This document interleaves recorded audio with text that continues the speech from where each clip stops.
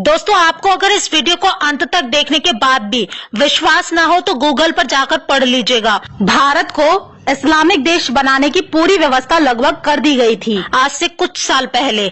आप वीडियो को देखने के बाद ही शेयर कीजिएगा ताकि पहले आप अच्छी तरह से उनका एजेंडा समझ ले, जिन्हें आप हमेशा के लिए सनातनी मिटाना चाहते हैं।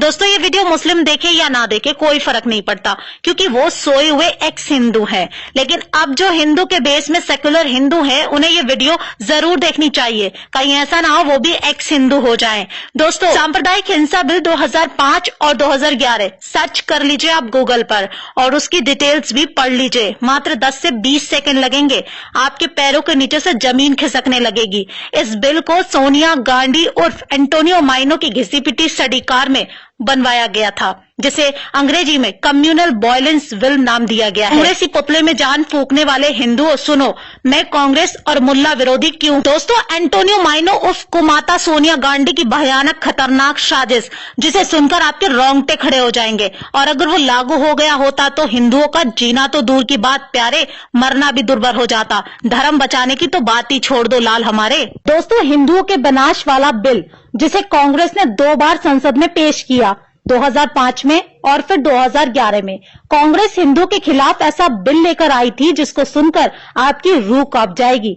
लेकिन भाजपा के उस समय विपक्ष में रहने और भारी विरोध के चलते कांग्रेस उस बिल को पास नहीं कर पाई थी। मुझे पूरा यकीन है कि 95% हिंदुओं को तो अपने खिलाफ आए उस बिल के बारे में कुछ पता भी नहीं होगा, जिसमें शिक्षित हिंदू भी शामिल हैं। उसको इन सब बातों को जानने के लिए ना समय है और ना ही उनके भेजे में अब भेजा बचा है। जबकि मुसलमान, ईसाइयों के अनपढ़ भी इतने जागरूक होते हैं कि पाकिस्तान, बांग्लादेश, अफगानिस्तान में धर्म के आधार पर प्रताड़ित किए गए हिंदुओं और अन्य अल्पसंख्यक समुदाय के लोगों को नागरिकता भारत में देने वाला सीए कानून के खिलाफ मुसलमान का एक एक बच्चा उठ खड़ा हुआ था। अब दोस्तों, अगर आप इस वीडियो को पूरा देखने से पहले भाग गए और 2024 के चुनाव में कांग्रेस को सत्ता में ले आए, तो सुनो, ना तुम्हारे हाथ में फोन होगा, ना तुम्हारे पास फिर इंटरनेट होगा, और ना ही मुझे वीडियो बनाकर तुम्हें जगाने जैसा ये पुण्य वाला काम करना पड़ेगा, क्योंकि सत्ता में आते ही कांग्रेस उस बिल को पास कर देगी, जिसे वो 2005 और 2011 में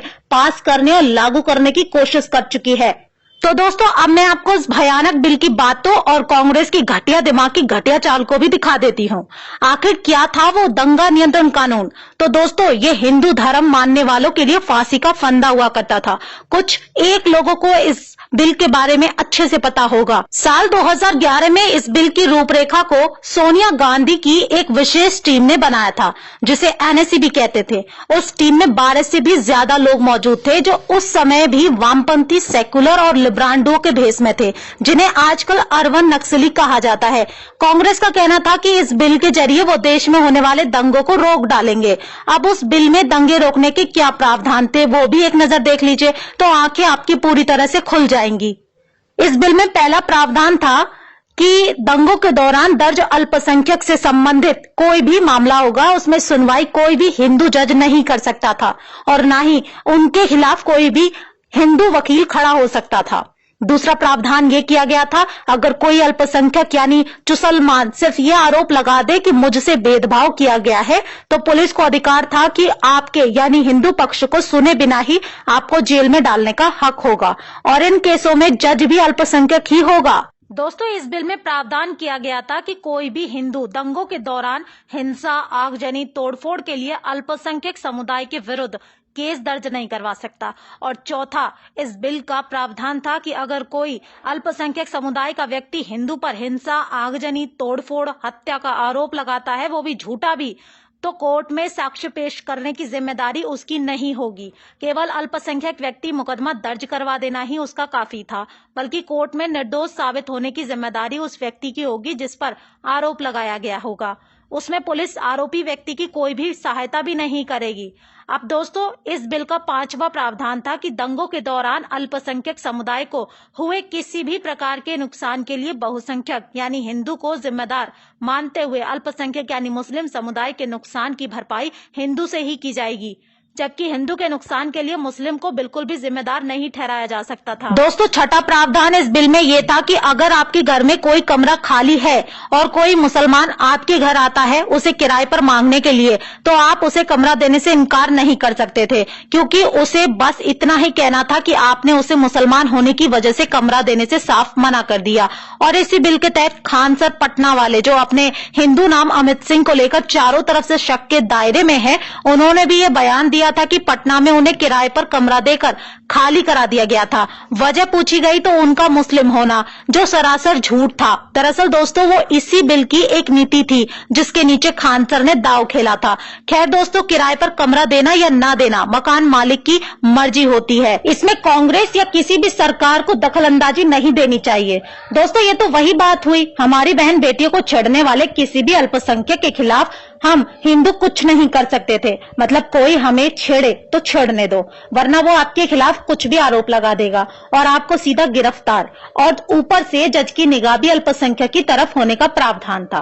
दोस्तों, सातवां प्रावधान था देश के किसी भी हिस्से में यदि दंगा होता, चाहे वो मुस्लिम बहुल इलाका ही क्यों ना हो, दंगा चाहे कोई भी शुरू करता, पर दंगे के लिए उस इलाके के बड़े बुजुर्ग हिंदू पुरुषों को ही दोषी माना जाता और उनके खिलाफ केस दर्ज कर जांचें शुरू होने लगती। और इस स्थिति में भी जज केवल अल्पसंख्यक ही होता, यानी यहाँ भी शांति से रहने वाले हिंदू, सजा कि वे दंगे में शांत क्यों थे।